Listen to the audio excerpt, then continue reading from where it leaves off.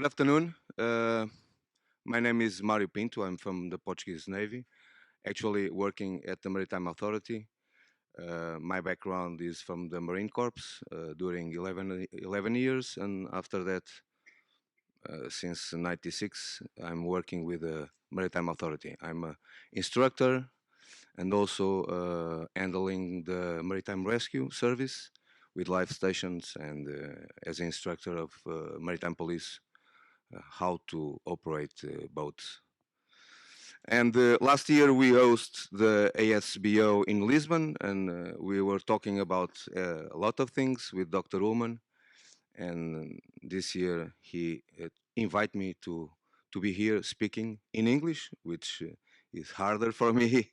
So I will try to do a short presentation about what we are doing in Maritime Authority and what we are trying to do in or about training.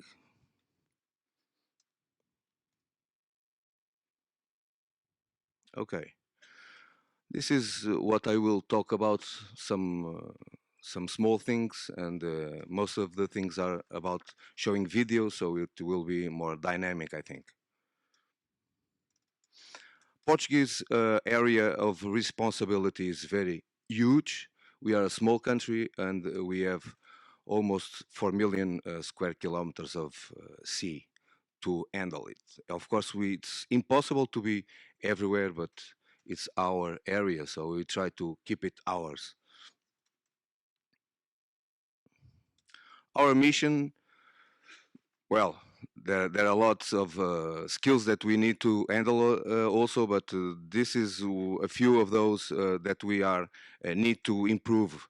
We are trying to do things about cases provided by law, fishing, shipwrecks, sea environment, and living resources, pollution, maritime activities, and safety of persons and search and rescue. Of course, we are seamen, and I'm a seaman. I'm not a speaker.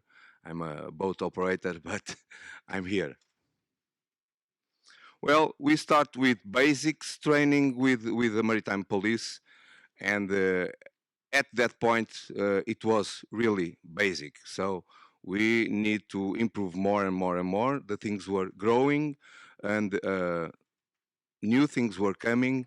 So at the time, they do some basic operations in the river and small things on the coastline with small boats, not too big or too fast boats, and they needed to do much better. And after this, we start to have narco traffic problems with Morocco nearby. So Morocco saw a very good door to open to Europe, and we have a lot of problems with drugs coming in to Portugal in fast boats, in wherever. Actually, the way of the modus operandi is a little bit changing. Now they are not using so many fast boats. They are trying to use more pleasure boats and other ways, but they are trying always to keep in front of us. Even so, we keep follow them, and not so much, but every single month we catch something around.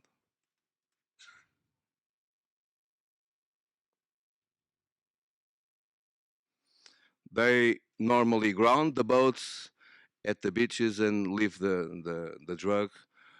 Some of the boats we caught them, and the laws give to us, and we change the boats. We normally use only the hull, and they are operating now as a maritime police boat.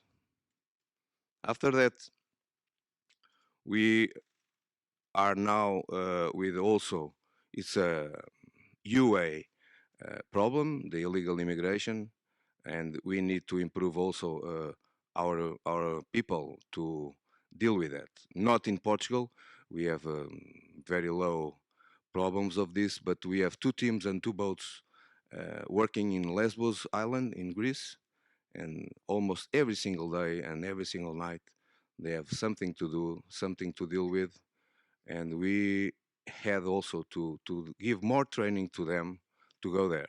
It's completely different from Portugal. The skills need to be improved, and we have tried it to do that. This is some photos from there. This is 2 months ago, doing some traffic at night there in Lesbos. Well, we try to figure out how could we deal with some of these problems. So what we did, we pick some of the best guys that we have, and a few of those were coming from the special ops in the Navy. They are now running in the Maritime Police, and we create a few specialized teams. One of those is the tactical team. They are not military, they are police, but even so, they need to go on board in uh, ships in high sea and doing some boarding situations to check it out. Also, what we saw that they needed was to do undercover missions. So we put them working with the PWCs also, and the PWCs at night in some undercover missions are very good.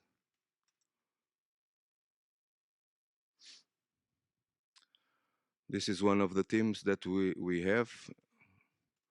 We spread the teams all over the country. We have in north, in center, in south, and also in Ireland, in the Azores, and they are working there. This is only a drill. The weapons they are wearing, they are not the weapons they normally go to the operations, but what they do it's in high sea, so they need to improve something. The boats are very fast now, as you know. That's what we are talking here. Also, we work also with life stations and lifeboats. So we had to improve the training to them. The lifeboats, these ribs are more than 40 knots, 45 more or less. So it's completely different driving not 40 knots at high sea or in a storm, but even in 20 knots, 10 knots, 15 knots, it's hard to do it. So we try to push a little bit harder on them and more in surf zone, dealing with the waves, and try to figure out how to handle the boat in that situations. This is also a type of training that we improve to the maritime police. This is normally a military situation, but police have to do it. So it was one of the things that we needed to put the police doing this in a high-speed boat. So boarding situations in high sea level or with ships going on. Even for the military, it's not very easy. So for them, they need to improve and they need to train it. And we were trying to do more and more of this with them. This is a drill. Even so, in a drill, they were at the beginning, they were not scared, but because they never had done this, and who have done already, it's not easy to be in a ship near the rudder or near the props and going in. So we try to tell them that important is understand the ocean, understand the boat, their own human factors, learn and training, and keep moving and keep thinking. Okay, that's what the things that we normally tell them to try to improve on themselves. This was last week training with a small eight group in two boats, and we put them also in surf zone. We had an accident 2 years ago when one of these boats capsized and one of the maritime police guys have died. So we are trying to improve them working in surf zones. Normally police doesn't do that, but they do. They need to do. So that's why.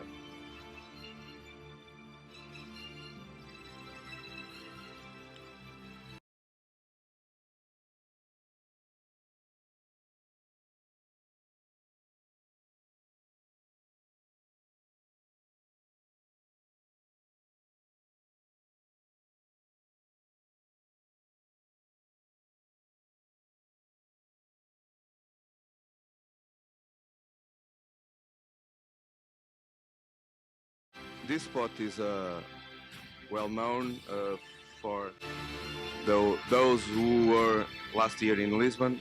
It's we call it washing machine because the the spot is like that always. Always we have always like that to do to play with. So we hope next year probably, or who knows, being hosts again ASBO there in Lisbon. That's only that I have to tell you and to show you. I don't know if someone want to do any questions, please. The school is in Lisbon, but yes, but we move the instructors uh, locally because they are different. The spots are different. The rivers are different. The bars are different. So we train them on their them spots. No more. Thank you.